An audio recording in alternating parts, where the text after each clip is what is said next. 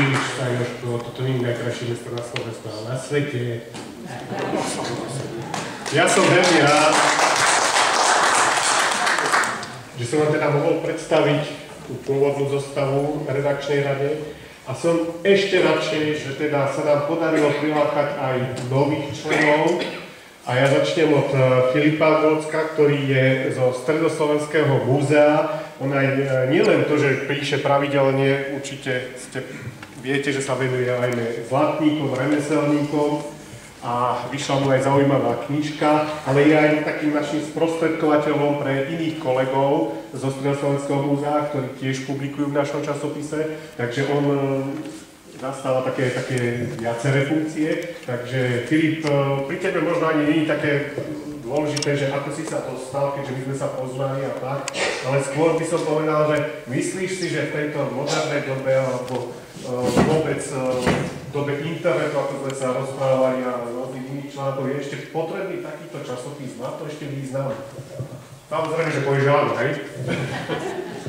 Dobrý deň, ďakujem za slovo. Tak ja som teda, čo vás otravuje s tými zlatníkmi už pár rokov, či už známymi alebo neznámymi. No a či má význam Permon? Určite má.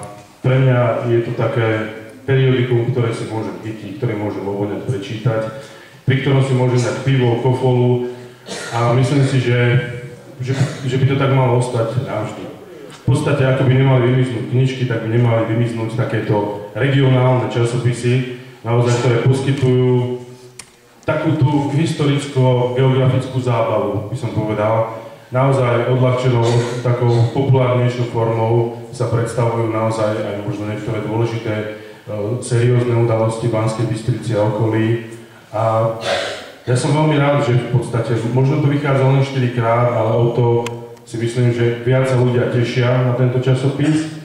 Je výborné, že sa nájdú ľudia, ktorí zadarmo do ňoho prispievajú. A ešte lepšie možno, že ho nepredávame, ale ponúkame zadarmo. Čiže táto informácia a vzdelanie ide k ľuďom úplne takou prirodzenou cestou, ako by to malo byť.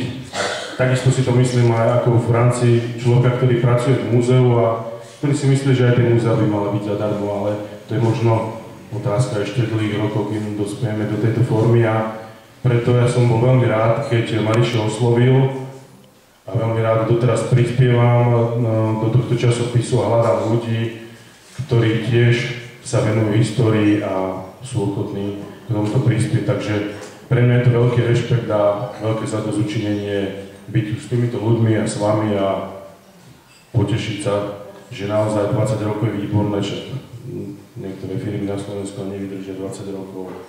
Takže určite myslím si, že tento časopis nezanikne a prajem mu a z redakčnej rady ďalšie veľké úspešné. Ďakujem.